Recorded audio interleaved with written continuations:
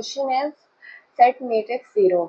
एक 2D matrix हमें दिया है, उसके बाद उसमें बोला गया है कि जिस भी रो में 0 आए उस रो को पूरा 0 कर दो, जैसे कि यहाँ किया गया है। जिस भी कॉलम में 0 आए उस कॉलम को पूरा 0 कर दो, जैसे यहाँ किया गया है। एग्जाम्पल से देखते हैं, इस रो में 0 आया तो इस पूरे रो को 0 कर दिया, इस कॉलम में 0 आया है तो इस पूरे कॉलम को 0 कर दिया, इस कॉलम में भी 0 है तो इसको 0 कर दिया। Okay, now we got the question. अब देखते हैं इसका सॉल्यूशन में हम क्या अप्रोच लगाते हैं। एक अप्रोच ये लगाएंगे कि हम एक मैट्रिक्स का डायमेंशन पहले तो बना लेंगे।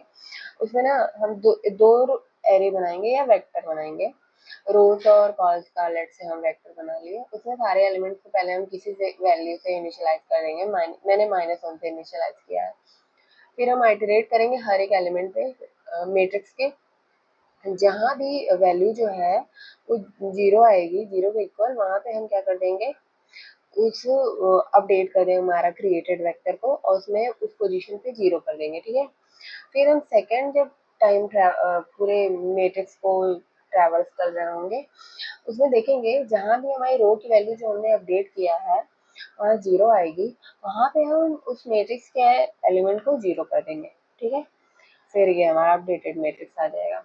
बस इतना ही है, कोड करते हैं। सबसे पहले हम क्या करेंगे, एंस में हम मैट्रिक्स की साइज स्टोर कर लेते हैं। फिर एम में हम मैट्रिक्स की साइज स्टोर कर लेंगे। नहीं, देखो इसमें हमें ना कॉलम की साइज स्टोर करनी है। ठीक है, तो हम ऐसे स्टोर करते हैं कॉलम की साइज। 2 वेक्टर बना लेंगे इंटर टाइप का रोज। मैंने सारी वैल्यूज को स्टार्टिंग में -1 से इनिशियलाइज करी। You can initialize it with any value.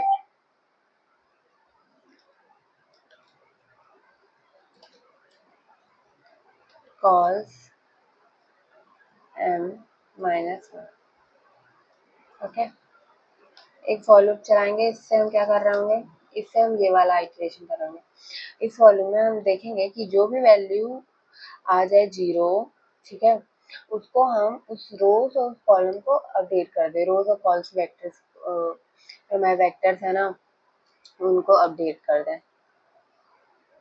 n plus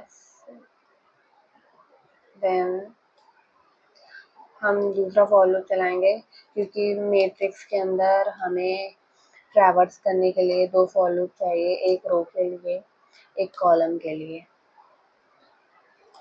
अब देखेंगे हमारी कंडीशन लग रही है, अगर मैट्रिक्स में ये ith और ये jth वाली वैल्यू 0 के इक्वल आ गई तो हमें अपने क्रिएटेड वेक्टर्स को अपडेट करना है और उस जगह पे 0 पुट कर देना है। बाकी सबको ऐसे ही रहने देंगे -1। ओके, उसके बाद हम एक बार और फॉर लूप चलाएंगे। इसमें क्या कर रहे होंगे हम, देखो इस फॉर लूप से तो बस हमने ये किया कि जहाँ भी हमारी वैल्यू 0 के बराबर आ गई, उस रो को हमने 0 कर दिया, उस कॉलम को हमने 0 कर दिया। ओके, तो हमारा अपडेटेड वाला हो जाएगा। सेकंड ट्रैवर्सल में हम ये करेंगे कि जब देखेंगे कि ये रो की वैल्यू 0 है, जो कि यहाँ पे एक ही रो है, फर्स्ट वाले इंडेक्स की वैल्यू जो 0 है, तो उसमें उस मैट्रिक्स में ith और j इंडेक्स में हम 0 पुट कर देंगे। इंट i, यहाँ भी वही फॉर लूप चलाएंगे। मैट्रिक्स में ट्रैवर्स करने के लिए हमें 2 फॉर लूप लगाना पड़ता है, 1 for row and 1 for column. jm plus plus. अगर मैट्रिक्स हमारा जो क्रिएटेड वाले वेक्टर्स है ना, उनकी वैल्यू अगर 0 आ गई फॉर एनी ith वैल्यू, हम पूरी उस ith वैल्यू को क्या कर देंगे, उस पूरी ith वैल्यू में चाहे जो j की वैल्यू रहे, क्योंकि यहाँ पे और कंडीशन लगी है ना, 0 पुट कर देंगे। ठीक है, इज इक्वल टू 0। देखो हमें ना उस कॉलम को भी पूरा 0 बना देना है, तो अगर ith वैल्यू यहाँ पे 0 रही तो हम हमारी जो रो है, तो हम उस पूरे रो को 0 कर रहे हैं। ठीक है, और में हम ये भी लगा रहे हैं कि अगर हमारा कॉल्स में भी आई की वैल्यू 0 के इक्वल रही तो हम उस पूरे कॉलम को 0 कर देंगे। और की वैल्यू हम इसीलिए लगा रहे हैं ताकि रो में भी अगर 0 की वैल्यू आ जाए, रो में अगर अपडेटेड है तो हम पूरे रो को 0 कर दें, जैसे कि ये हमने कर दिया है, इस वाली रो को पूरा 0 कर दिया है। कॉलम में भी ऐसे हुआ था कि हम कॉलम में 1 वाले वैल्यू में 0 किए थे। तो अब हम जब आएगा कि जब कॉलम की वैल्यू यहाँ पे 1 आएगी, है ना, हम उसको 0 कर देंगे। हमने यहाँ पे कॉलम में यहाँ पे भी 0 कर दिया, यहाँ पे भी 0 कर दिया। फर्स्ट आइटरेशन में आई की वैल्यू 1 थी, 0 थी, तो हम यहाँ पे ट्रैवर्स हुए, पर जब कॉलम की वैल्यू यहाँ पे 1 आएगी ना, तो हम इसको 0 कर देंगे, क्योंकि यहाँ कॉलम की वैल्यू 1 है और 1 पे हमने स्टोर कर दिया था, 0 रहेगी। तो जब कॉलम की वैल्यू 0 आ जाएगी तो हमने यहाँ पे मैट्रिक्स में अपडेट कर दिया रिगार्डलेस ऑफ आई थी वैल्यू, इसलिए हमने यहाँ पे अपडेट किया था 0। तो दिस इज द रिजल्ट। इसको रन करा नहीं, अभी तो रिटर्न नहीं लिखे क्योंकि वॉइड टाइप का है, तो रिटर्न टाइप कुछ नहीं होगा।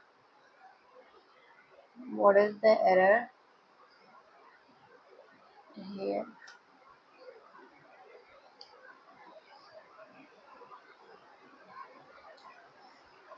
अब हम इसको सबमिट करेंगे to see that all test cases are getting satisfied और नॉट। What is the mistake in our code?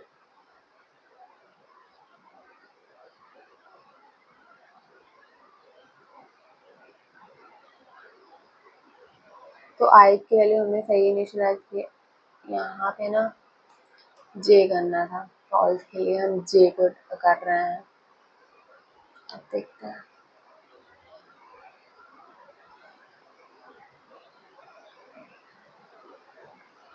Now it is getting past all test cases. Bye bye.